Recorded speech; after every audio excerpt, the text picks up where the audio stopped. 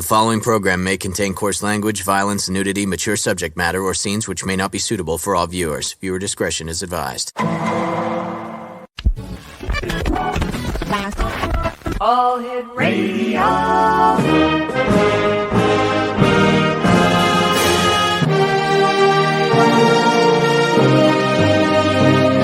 Welcome to the X Zone, a place where fact is fiction and fiction is reality. Now, here's your host, Rob McConnell. And welcome back, one and all. This is the X Zone. I am Rob McConnell, coming to you from our broadcast center and studios in St. Catharines, Ontario, Canada.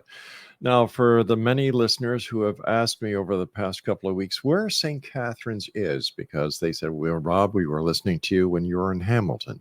We listened to you when you were in Crystal Beach. We're now listening to you in St. Catharines. Where is St. Catharines? All right. St. Catharines is on the shore of Lake Ontario.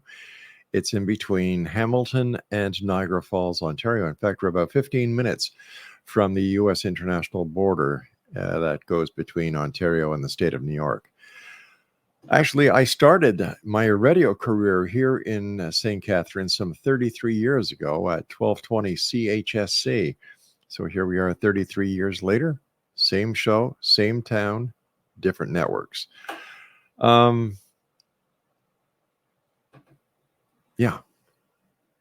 It's a circle of life. Anyway, this hour we're going to be speaking to Samuel Chong. We're going to be talking about spirituality, the paranormal, ETs, UFOs, and much more. So joining me now is our friend Samuel Chong. And Samuel, welcome to the X Zone.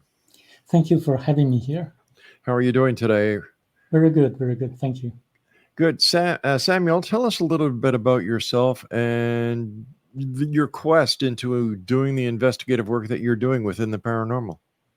Yes, I was born in China. Since I was young, I was always looking for answers of the paranormal.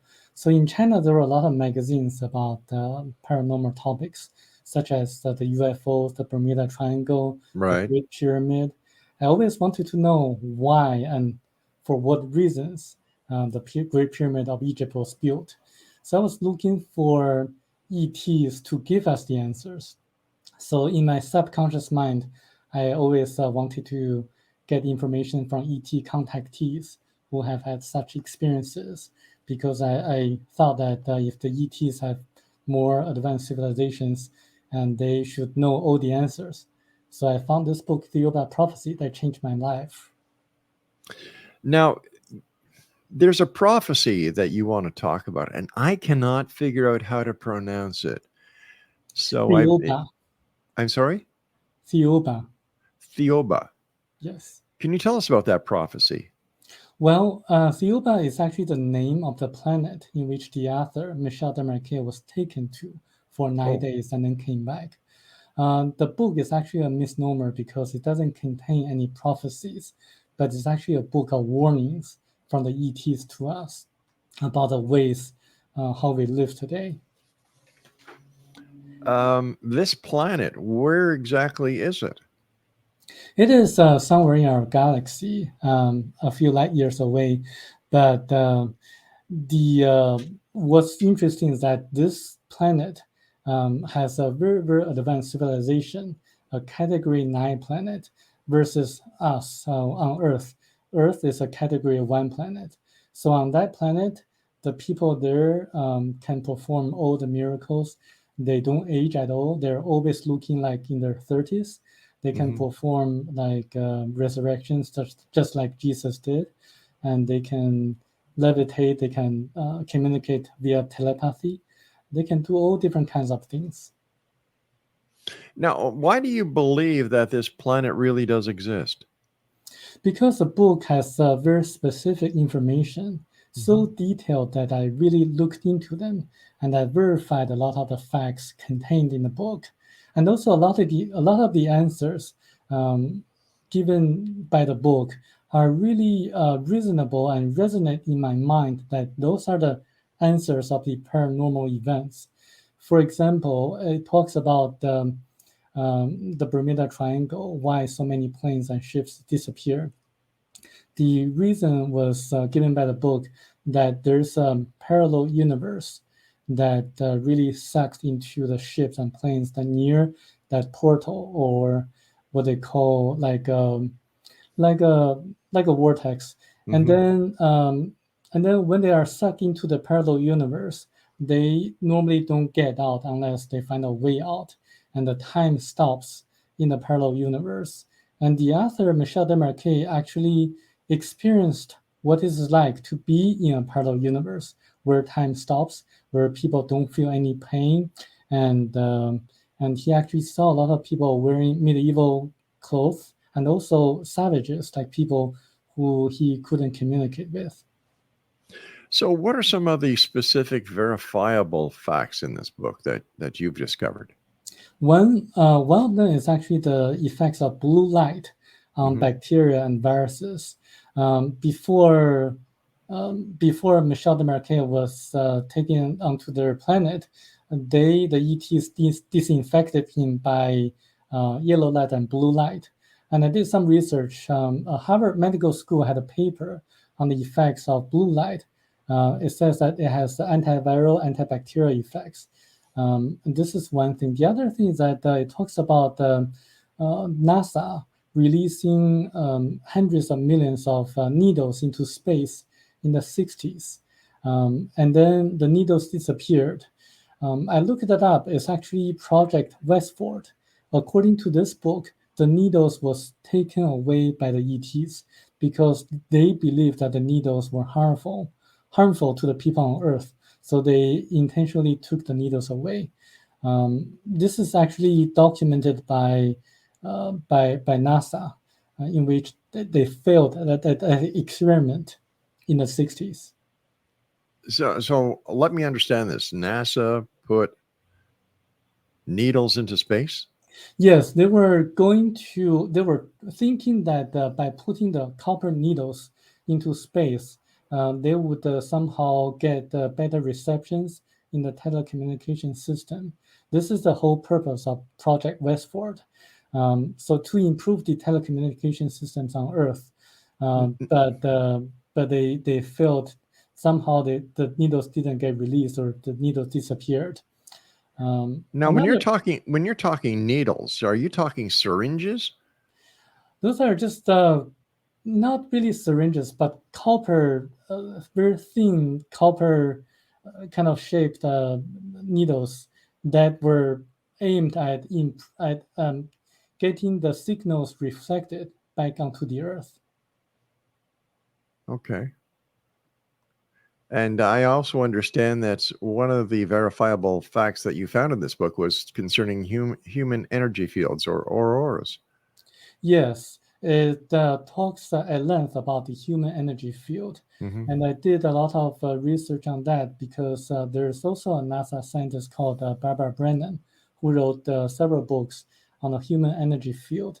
And I also met a few people who could see the colors of auras. And some of them are still alive, like Rosalind Brewery, and also like Sean Haribans in Texas. And I also have a few friends who can just tell how a person's personality is and how a person's health is just by looking at the colors of the auras. And in ancient Chinese medicine, there were documented anecdotes in which doctors could see the colors of auras. This is what the Chinese people call the energy color, 气色. So this is far more interesting than what we know nowadays, because it's ancient Chinese medicinal textbook talking about auras.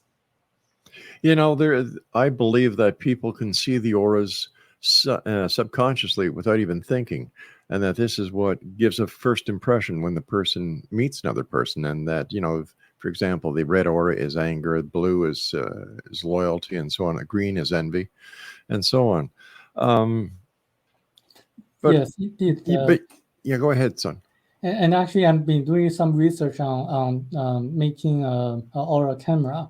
I have my friend who can see aura colors, just to draw what he sees on different photos. He can see the colors more vividly on black and white photos compared to colored photos. Fascinating. You've wondered about the Great Pyramid and how it was built and so on. I understand that within this book, it also talks about the Great Pyramid. Can you tell us about that? Yes, according to the book, the author was told by the ETs that the Great Pyramid of Egypt was actually built 17,000 years ago by a great learned man called Thoth, originally from Atlantis. He built the Great Pyramid using anti-gravitational technologies combined with a supersonic vibrational system to cut the huge stones in a very precise manner. And the Great Pyramid of Egypt was built as a tool to capture the cosmic energy so that the users of the Great Pyramid could use the energy to communicate with people from another planet and also to make rain. It's actually very interesting because modern theories also indicate that the Great Pyramid is actually a tool to capture cosmic energy. And also they could use organ energy to make rains. So what would they do with this energy that they caught, and how would they catch it? Well, it's really because of the shape of the Great Pyramid. It just captures the energy naturally, the cosmic energy, and then they use the energy to as an engine, as an energy source to send out signals into outer space or sometimes into onto other planets to communicate with the people there. They can also use this kind of energy to make clouds form on the sky.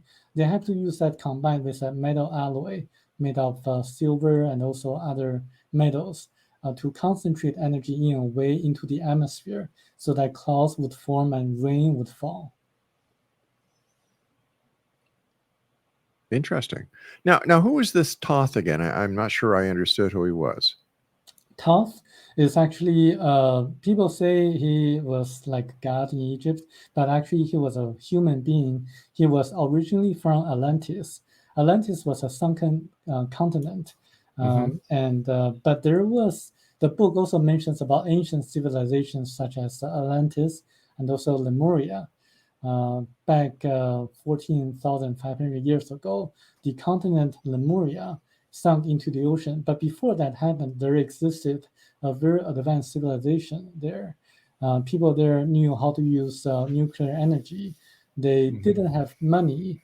They just took what they needed in the market, and they knew how to build a pyramid that's 3 times as large as the Great Pyramid of Egypt.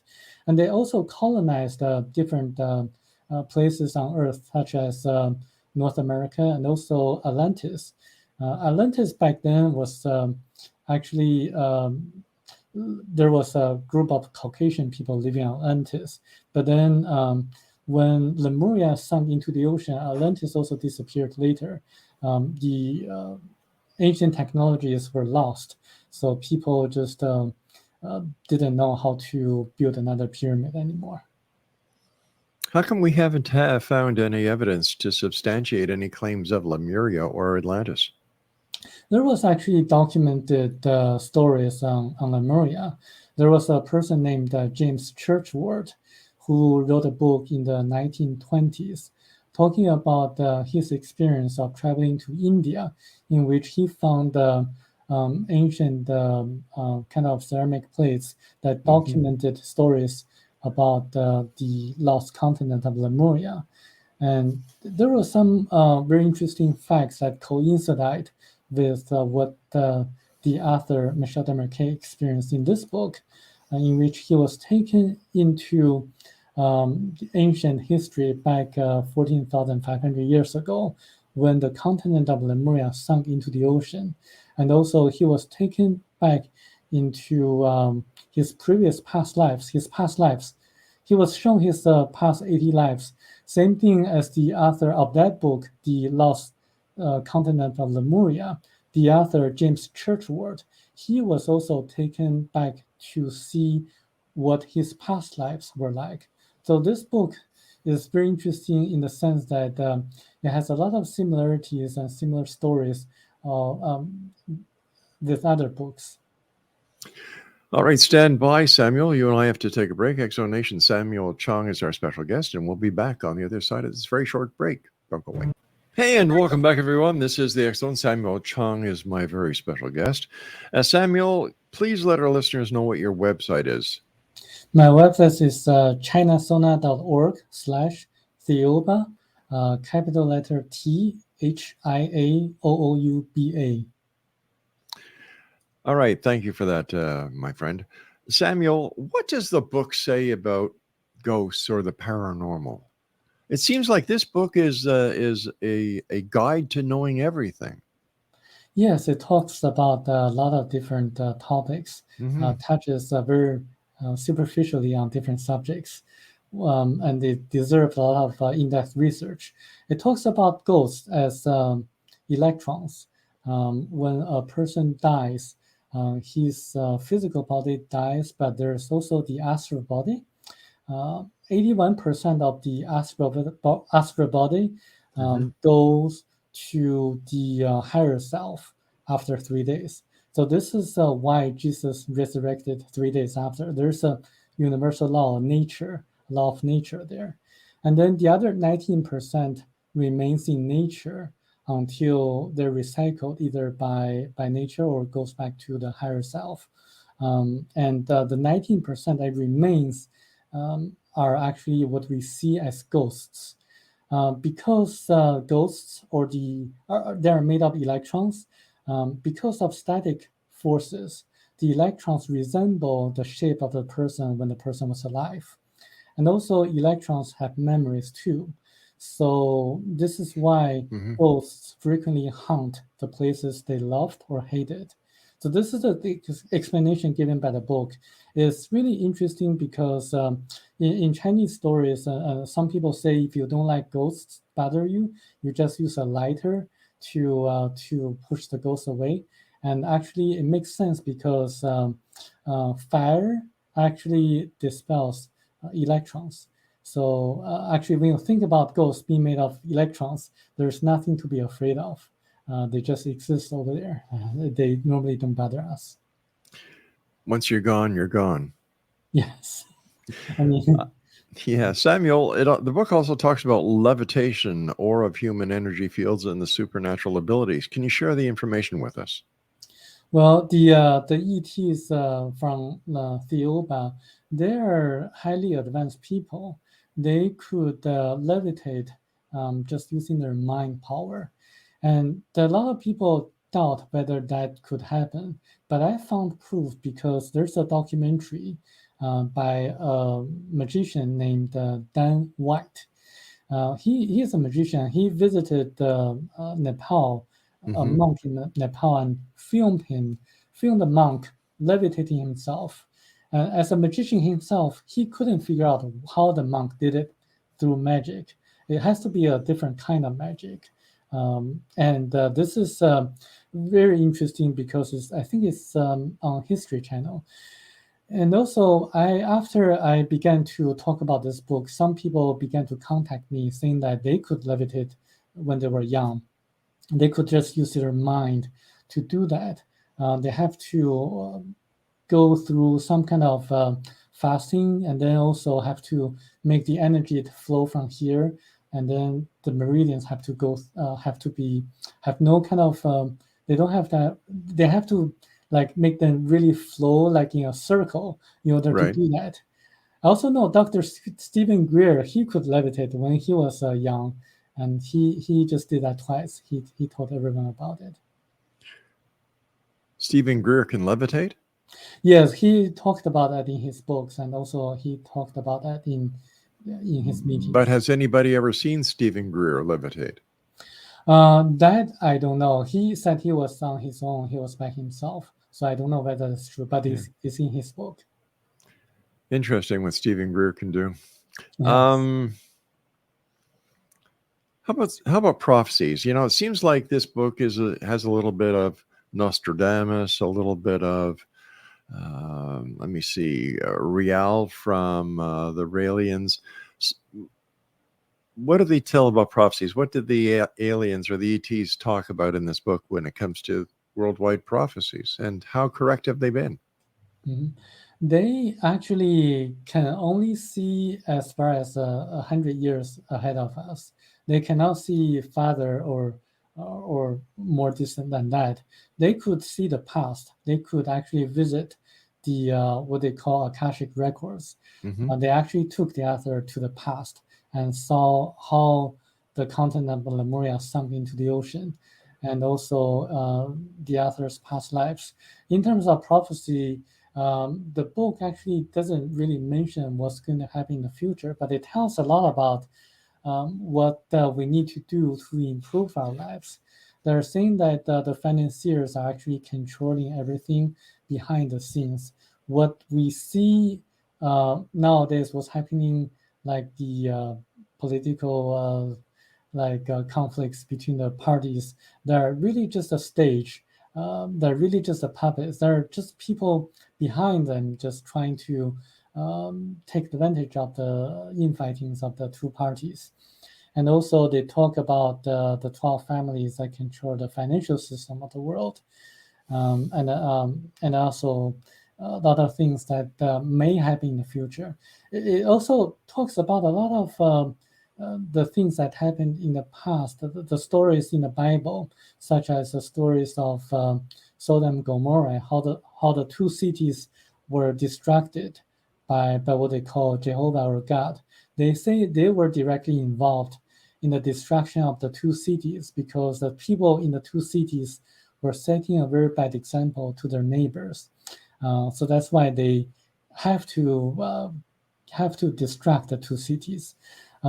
Speaking of that, the author Michel Desmarquet strongly suggests people to read the book of Enoch, saying that Enoch was also taken by the same group of ETs.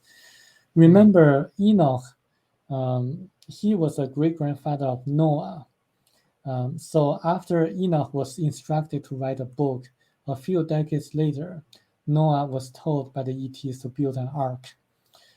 So the author, Michel Desmarquet, was instructed to write a book. And you can do the math and to see what's going to happen a few decades later. So what you're saying, it wasn't God who talked to Noah, it was the ETs. Exactly. The ETs were directly involved in ancient times. Noah, Enoch, Sodom and Gomorrah, and also Moses and Jesus Christ. Actually, the book, what really took me into so much effort into meeting the author was the stories about Jesus Christ. According to this book, there are two Jesus Christs, one Jesus and one Christ. So it answers a lot of questions that I had in the past. Why there was no record of Jesus performing miracles before the age of 30.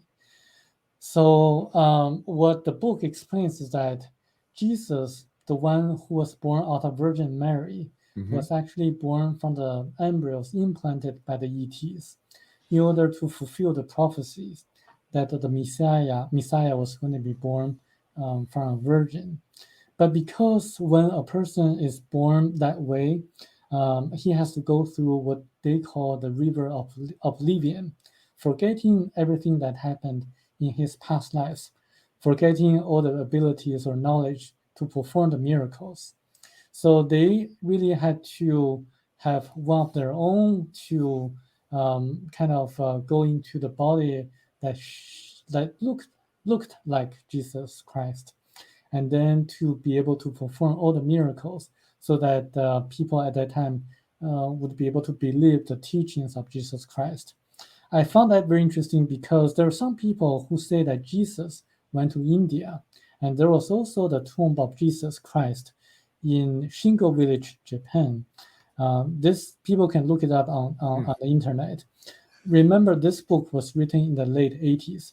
There was no internet back then, and Michel Desmarquet, the author, never traveled to Japan or China in that way. And to that sense. The internet wasn't back in the 80s, but there were many libraries in the 80s. So all this information could have been sourced there. Right. You and I have to take a break. Please stand by. And when we come back, more about this amazing book from our guest this hour, Samuel Chong. Don't go away. We'll be right back.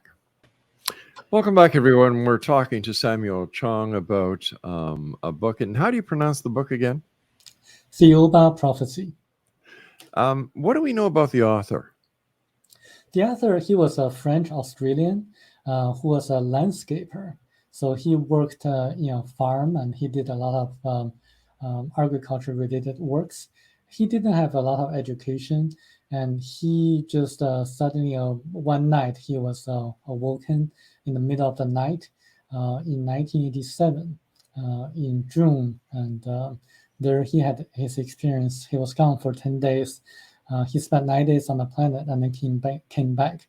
It would be really difficult for someone to make up everything that's written in the book, because if you take the totality of the circumstances and all the information, all the details in the book, it makes people wonder whether someone at his education level could just write a fantasy, write a science fiction like this, because there are a lot of truths in the book that people can nowadays are gradually uncovering, such as ancient lives on Mars, and also what the alien bases on the far side of the moon, the back side of the moon.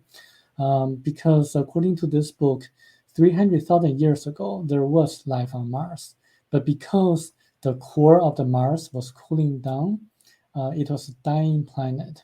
So life forms couldn't survive on Mars anymore. I found that very interesting because I did research what happens when the core of a planet cools down. So when that happens, it would lose the magnetic field, so that the atmosphere couldn't be captured by the electromagnetic field. So if there's no atmosphere, there's no oxygen, so life forms couldn't be sustained on that planet. Speaking of the backside of the moon, there were alien spaces on the backside of the moon, and that's because there was a group of people who landed on Lemuria back about 250,000 years ago, and they used the far side of the moon as a transfer station to transport some of their equipment and the people there from another planet called Arima X3. So this book goes into detail on where the black people, where the yellow people, where the Jewish people, where the Lemurians came from. Very specific information, and goes into great details. And I think it will be really difficult for someone to make everything up. I don't know if it'd be very hard for somebody to make it up. Science fiction writers do a fascinating job about that. As far as the fact that he was a farmer, that really doesn't mean one thing or another to me, because we have the exact same story in Switzerland with Billy Meyer. The stories parallel each other, and maybe he's copying Meyer or Meyer's copying him. One interesting about Meyer, I have to talk about this, because when I did research, I was thinking, like, if the ETs know, if they're really far advanced from us, that they should know everything, and the answers should resonate to what I would believe or do some research on. Billy Meyer, he says that the ETs told him that the Great Pyramid of Egypt was built by thousands or tens of thousands of slaves over a 20-year span, and that really doesn't make sense to me, because it just doesn't seem to be right, because thousands of slaves building the Great Pyramid in that precise manner, I don't think that's the way to do that. But this book talks about anti-gravitational technologies and supersonic vibrational system. So I think that makes more sense. What does this book say about afterlife, reincarnation? Well, when a person dies, the astral body leaves the physical body, and then there's going to be a life review process in which everything the person did would be shown to him or her, and then how the other people felt would be felt by him or her as well. So the person, him herself, would evaluate how he did in the lifetime, and then they would go through another cycle whether to be reborn or not. When it's time to be reborn, the new life will be shown to him or her, and then he would decide whether to take that or not. So there is definitely reincarnation. Actually, Jesus died on the cross and resurrected 3 days after. That's just to show people that there is life after death and there is reincarnation. But somehow the concept of reincarnation was removed by the councils of the church, the Catholic Church. And this book specifically named the 4 different Catholic Church councils that really changed the original Bible. So this book is so different from other books that is so specific on a lot of different facts. It actually listed a few chapters of the Bible in which people could go and look into and find the inconsistencies, and showing that when Abraham, or when in the past, when angels appeared, it's really the ETs, not God or not human beings.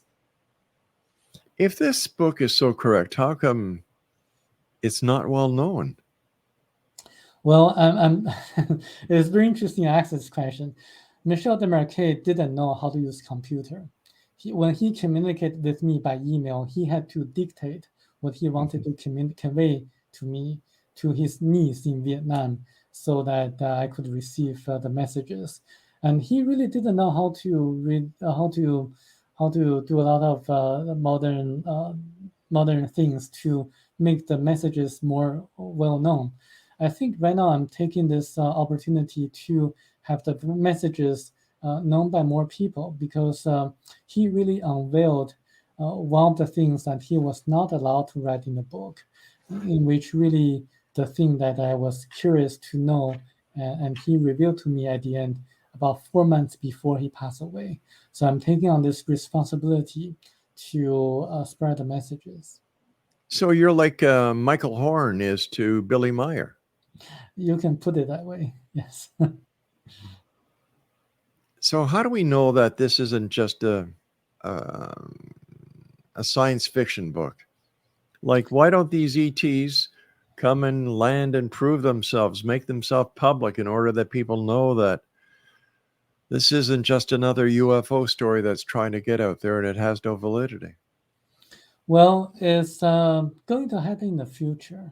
Right now, it's not the time yet, because they're giving us the time and the opportunity to straighten ourselves up, to get ourselves to clean ourselves up, because in their mind, it's better to have ourselves to learn our own, giving some kind of having their directions, and to learn our own, than just have them to appear and say you are doing everything incorrectly. Let us to help you to get things in order. And for example, if I were to learn a mathematical problem, I would learn much better if I have the general concept or general direction, and I find my ways out to solve the issue, the problem on my own, than if my parents just told me how to solve the problem. So they're giving us the opportunity to learn on our own. And then when things go into the wrong way, they might appear in the future. And I think that will happen. When that happens, everything will be known as well. You and I have to take our final break. Please stand by. Samuel Chong is my guest, and this is the X Zone, a place where people dare to believe and dare to be heard, Monday through Friday from 10 p.m. Eastern until 2 a.m. Eastern, right here from our broadcast center and studios in St. Catharines, Ontario, Canada. My name is Rob McConnell. Don't go away. Samuel Chong is our special guest, and Samuel,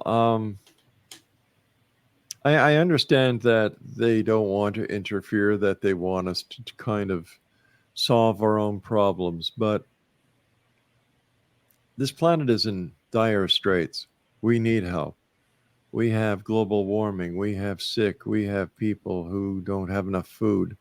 The housing crisis, the financial crisis, the political crisis. If they're benevolent, why don't they step in and help us? It actually has given us a solution for that, to help ourselves, which is to do what Gandhi did in India. through nonviolent resistance. What we have, the problems we have today, are mostly caused by money. Money is the root of all evils. If you look at what's happening today, and then the pandemic and everything that happens, and also the wars, who benefit from the wars. And this book really tells people to open our eyes up to really see what's happening around the world. And I really want to emphasize that we can really change ourselves, the whole world, for the better if we get ourselves together. The poor people, the poor people can really just through nonviolent resistance, we can get together and think about that. When we have a strike, we lose little. The wealthy, the 12 families, they lose huge, they lose big. So they're going to cave into our demands if we do that. And this book actually gives a very good example on what happens on another planet, in which it's very similar to what's happening right now on Earth. Right now, we have a lot of media censorship, a lot of licensed medical doctors cannot speak on certain topics. And we really need to know what's really going on and to get ourselves act together. This is the whole message of the book, to focus more on spirituality and to open our eyes up to really get ourselves together and have a concerted action. What does the book say about, let me see, karma, cause and effect? Yes, it really destroys the doctrines of Christianity, according to based on what the church is, the Catholic Church says. There is karma for sure. For example, if someone kills a person and he really would feel the pain of the death of the person he killed, and then in the next lifetime there would be consequences. Most of the times it's really self-inflicted consequences. He would feel so sorry about what he did, so sorrowful that he decided to experience what it feels like to be the person he killed. So he would just be the person he injured. So there was a lot of cause and effect concept in this book, very similar to Buddhism, but in a very different way. And I think it's more logical, more reasonable to see things that way. How would this book help somebody personally in their day-to-day life? You know, it seems like it's a little bit of the Bible, it's a little bit of the Meyer story, it's a little bit of a lot of the other UFO stories that I've heard, including the one of the Aurelian movement. So how does this book differ, and how can it help people? Yes, this book actually gives a lot of hope to people. It gives people the meaning of life. Life is actually a learning experience. The main purpose of us living on Earth is to learn spiritual lessons, to grow spiritually, not materially, but spiritually. So when we encounter challenges, just take the challenges as a very good opportunity to learn, to grow spiritually, and to respond appropriately to the life challenges. I see we are going to have a huge financial crisis coming up because I study economics, and I know that when the Fed U.S. Fed raises interest rates, there's definitely going to happen, cause a lot of consequences. So when you face financial difficulties or life challenges, relationship issues, you should really look inside of yourself, to look inside for answers. Because when God created humans, he inserted a tiny portion of himself to each one of us. So the kingdom of God is within you. So you can pray, you can meditate, you can have a good night of sleep. So, and always look for answers on your own, not through like an agent, like a pastor or minister at the church. And this is the best way to find answers. Sometimes when the solution helps you to grow spiritually, the solution will be given to you, sometimes in the form of a dream, sometimes by intuition, and never suicide, because when you suicide, you're destroying the contract, before you were born, you saw, you previewed your life, and you agreed to come into this life form to learn spiritual lessons. But when you encounter difficulties, when you decide to suicide, you're destroying the contract. You're breaching the contract. So you have to retake the lesson in another lifetime. So never suicide. You just respond challenges by looking answers inside of yourself. Samuel, we've come to the time when we must say so long, but I'd like you to give the X Zone Nation your final thoughts. What message would you like to share with them right now? I would really like to tell people just not to focus too much on the mainstream media, because a lot of the mainstream media are actually controlled by a few families. Just look for answers by searching online or by listening to your show, to be open-minded, to listen to what others have to say about the paranormal, how the world is operating. And being a Chinese myself, I get the opportunity to access information that the average English speaker wouldn't normally have access to. So just look for messages that resonate to you, and look inside for answers. And could you please give our listeners and viewers your website one more time? It's chinasona.org/Thiaoouba, capital letter T, HIAOOUBA. Samuel, thank you so much for joining us. Continued success, and I look forward to the next time you and I meet back here in the X Zone. Until then, stay safe. Thank you very much. Bye-bye. Good night, sir. Good night. All right, X Zone Nation, that's it for tonight. I'll be back tomorrow night at 10 o'clock as once again we cross the time-space continuum to this place that I call the X Zone. It's a place where people dare to believe and dare to be heard. It's a place where fact is fiction and fiction is reality. And the X Zone comes to you Monday through Friday from 10 p.m. Eastern until 2 a.m. Eastern, right here from our broadcast center and studios in St. Catharines, Ontario. To my studio producer, my good friend Craig West, thank you. Mac Alexander, my director of international programming, thank you. And to my wife and my very best friend, Laura Rogers, who is also our senior executive producer, thank you, sweetheart. Put the coffee on. I'm coming home. So until tomorrow night, everyone, always remember to keep your eyes to the sky and your heart to the light. Good night, everyone.